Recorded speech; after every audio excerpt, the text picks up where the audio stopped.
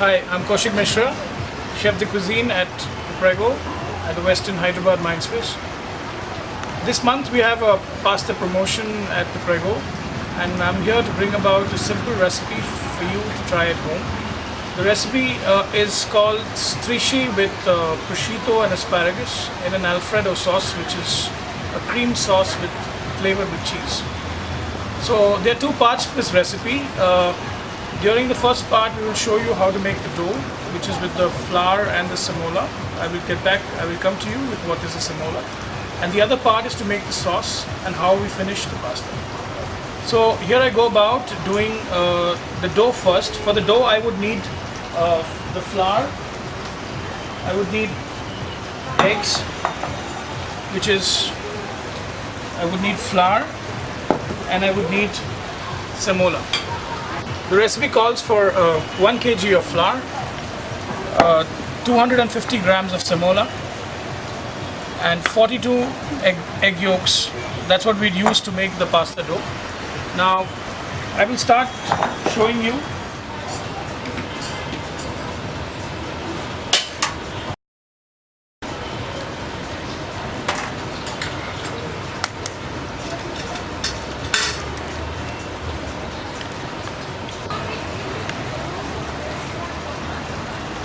The recipe calls for 250 grams of flour. I've separated the eggs from the egg yolk from the egg white, so we need only the egg yolks to make a pasta dough. So I have here about 10 egg yolks, and I have 150 grams of semola flour. Now this is a special flour which is imported from Italy. This is what gives strength to the pasta to make it into various shapes. All good quality pastas have this semola. It's a kind of made with the farro grain. It is grounded and then it is used in this recipe. Okay, I will just show you how we go about this. We take the flour into a container. Then I will put the egg yolks.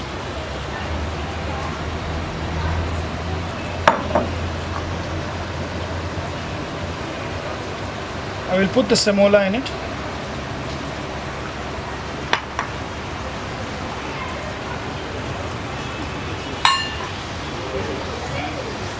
And I begin to mix it. Also, I will put 3 grams of salt. And when this recipe is over, I will finish it with olive oil. So I begin to mix.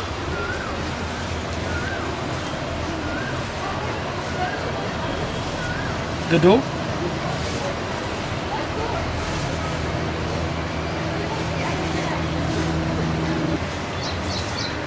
Now finally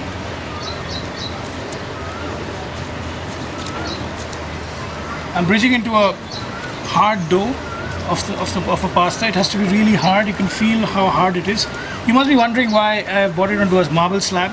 The reason for that is to cool down the dough. And here I added just a dash of olive oil to incorporate this olive oil into the dough. It's the form of olive oil I'm using is an extra virgin olive oil. It's preferable because it gives a more pronounced taste to the pasta. So I just incorporate this olive oil into the dough and try and make it a very firm and very hard dough so that it's easy to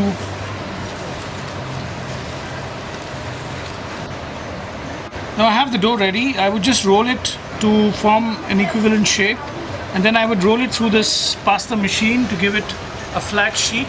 If you don't have this machine at home, no worries. You can just roll it with your rolling pin till it's about 2 inches thick, so that you can make the various shapes that is required.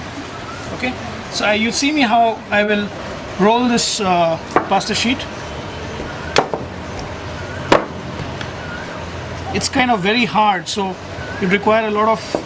We preferably use a rolling pin that rotates on both ends. So this is not there at home, but no worries, you can use a rolling pin that's there at home. So I will be using this machine now to show you how the sheets come out.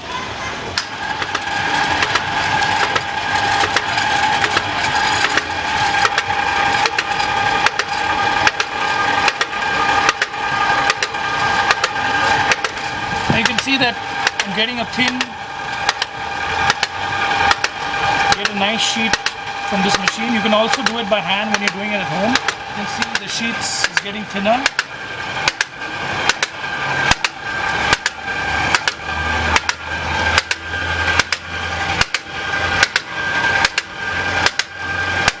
This is what the thinness that I require to make this strisci pasta, which is, in other words, it's like a farfalle which is made at home.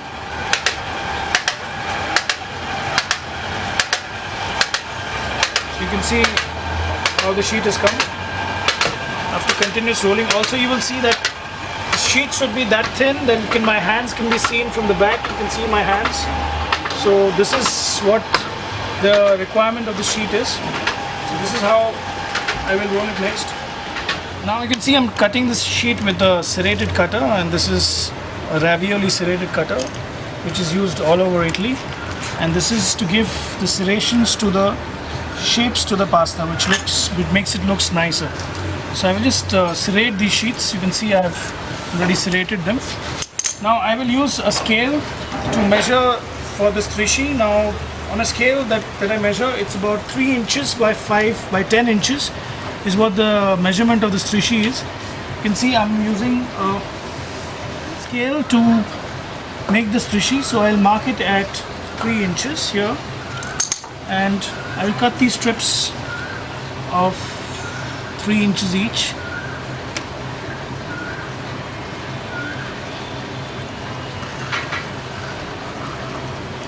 Then again I take 3 inches by here.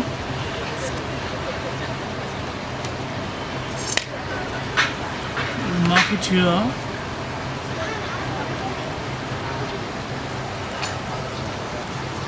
Then I cut again.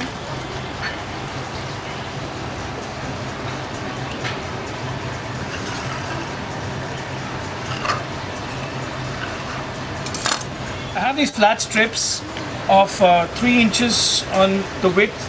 Now I'll use to cut 10 inches on the length. So I will cut one, and then I can use the same to cut the rest. So I'll use a serrated cutter because I need the serrations on the side. So I can just measure and cut in.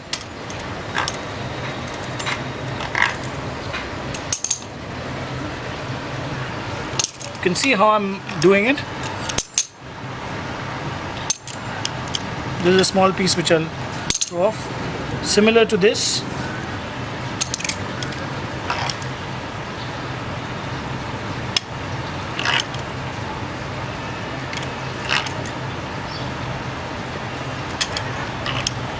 Once I have these done, so I get these strips by 3 inches by 10 inches, and to make strisci or farfalle, which we call it, I will use these strips.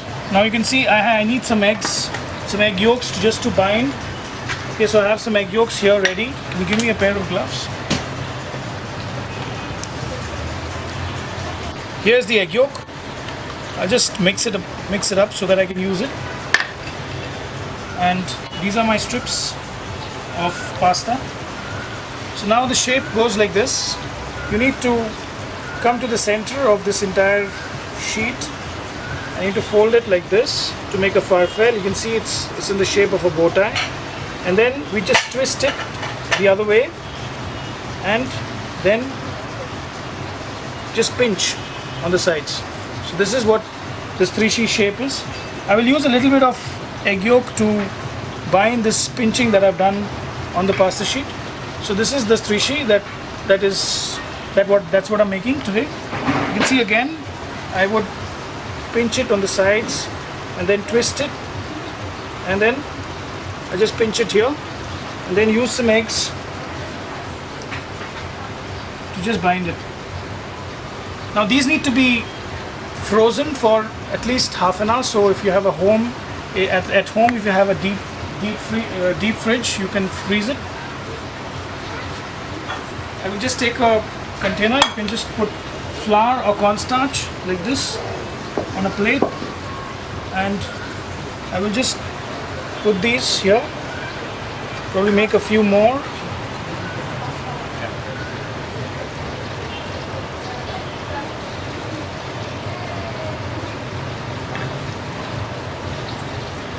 and keep them. We need to wait for it to kind of harden, so that this is how a strishi looks like. So I made my pasta. Now I'll show you how to make the sauce. Okay, the next part of the recipe is the sauce that I'm going to make for the strishi. The strishi is made with Alfredo sauce with crispy prosciutto and asparagus. Now how I'm going to go about doing this is I would require some chopped white onions. This is easily available in the market. You just peel it off and chop it. We require some chopped parsley, some Parmesan cheese grated. Parmigiano Reggiano is the best, and that's what we use. And some white butter or unsalted butter, salt and pepper, black pepper crushed. We also require a block of prosciutto, which is Parma ham. This is also easily available off the shelf of a good market. Now what I'm going to do is cut strips of this and dry it into the salamander to make crispy Parma ham, which is like this. It just needs to be put in the oven, cut thinly and made into thin slices like this. I also have the asparagus, which I will just cut into rough bits like I'm going to do now. So I just cut them into rough bits like this, so that it's of the equivalent sizes of the strishi. Strishi is that 3 inch by 10 inch, so kind of diagonal shapes of the asparagus. This much asparagus is enough. So we need about 30 grams for this recipe. Okay. Now I will show you how to go about making the sauce. Just need a pan. Take some olive oil into this. Now this is again the extra virgin olive oil that I'm using. Putting in some white onions here.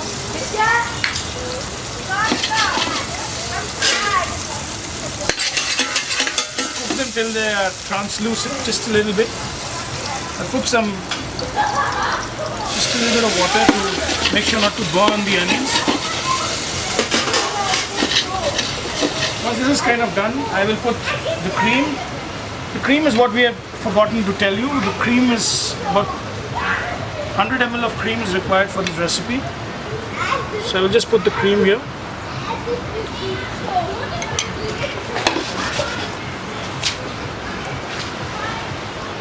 I have a water which is kind of boiling here, so I'll just put the asparagus just to kind of take off the rawness in it.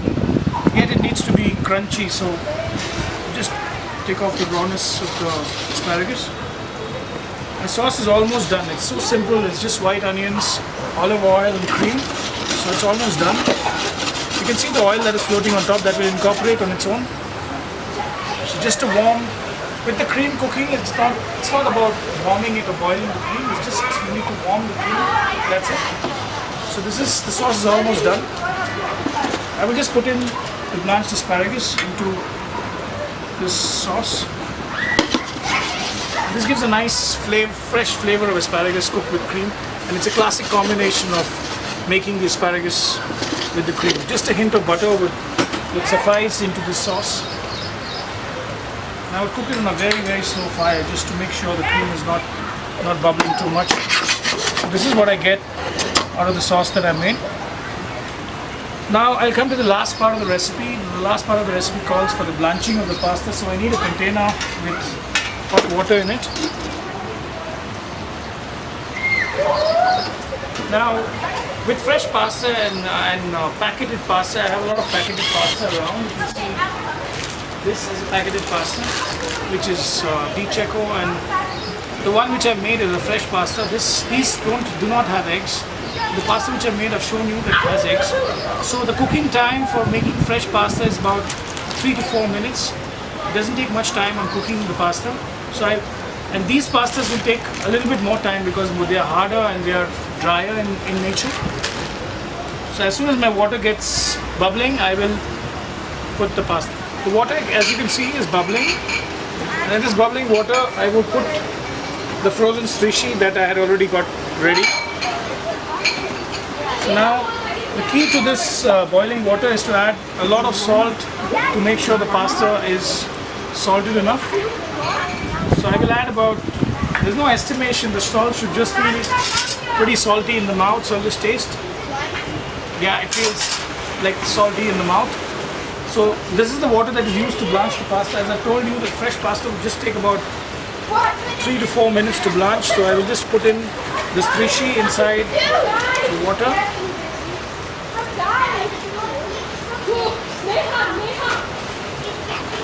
We'll allow this to come up.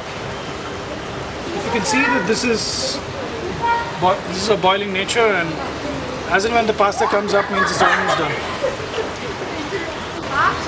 I will just, the sauce I made with asparagus, now I'll just finish the sauce with this pasta. Let the sauce just warm up.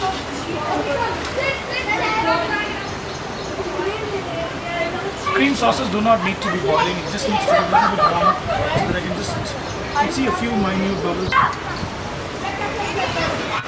The key to making it is to have the sauce hot and the pasta ready.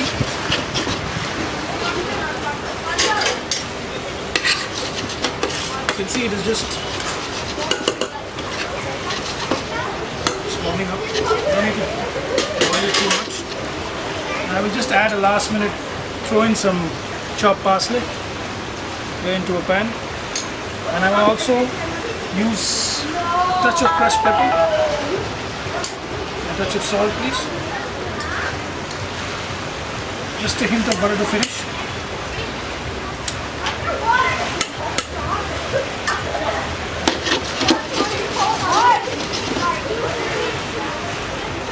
You cook up a nice plate to plate my dish. You can see my pasta is done. I'll plate this trishi very nicely onto this lovely plate that I have. Yeah, look at that. It looks like a bow tie, which is just got some hint of parsley in it. It's got that smell of beautiful asparagus.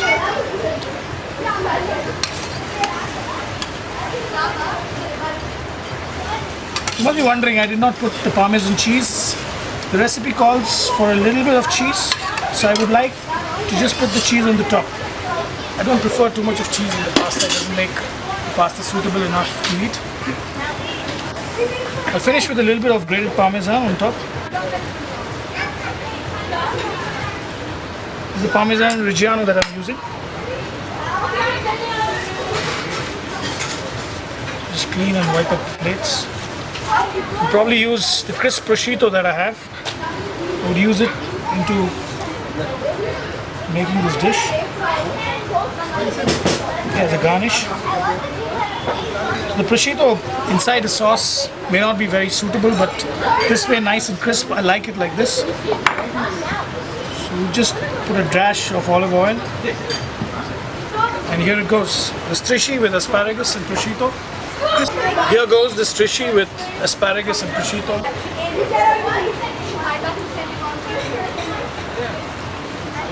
Here goes this trishi with asparagus and prosciutto, ready to eat.